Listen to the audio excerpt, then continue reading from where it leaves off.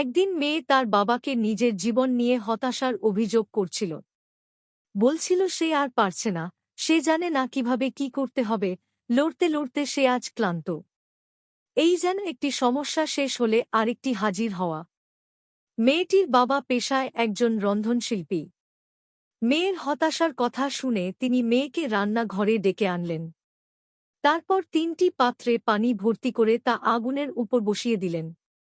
যখন পাত্র ৩টিতে বলক আসল, তখন তিনি একটিতে আলু, একটিতে ডিম আর অন্য একটিতে কফি ঢেলে দিলেন। এভাবে আরও কিছুক্ষণ সিদ্ধ হতে থাকল। মেয়ের সাথে কোন কথা বললেন না। অপরদিকে মেয়ে অধৈর্য হয়ে দেখে যাচ্ছিল বাবা কি করছিল। ২০ মিনিট পর তিনি চুলা বন্ধ করে একে একে প্রথমে আলু উঠিয়ে নিয়ে একটি বাটিতে রাখলেন, ডিম রাখলেন আর কফি একটি কাপে ঢাললেন। তারপর মেয়েকে জিজ্ঞেস করলেন, তুমি এখন কি দেখছ? মেয়ে উত্তর দিল, আলু, ডিম আর কফি। বাবা বললেন, ভালো করে দেখো এবং ধরে দেখো।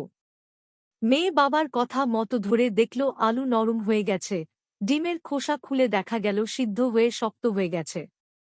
অন্যদিকে কফির কাপ থেকে বের হয়ে আসা ঘ্রাণে তার মুখ হাস্যোজ্জ্বল হয়ে যায়।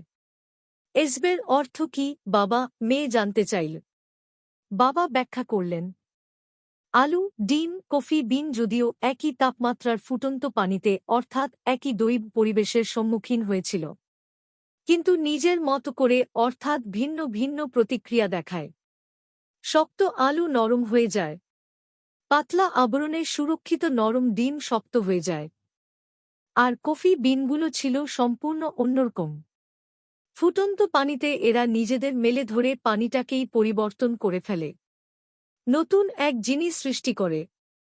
তুমি কোনটা? মেয়ের কাছে বাবা জানতে চাইলেন। প্রতিকূল পরিবেশ যখন তোমার দুয়ারে কড়া নাড়বে, তখন তুমি কিসের মতো প্রতিক্রিয়া দেখাবে?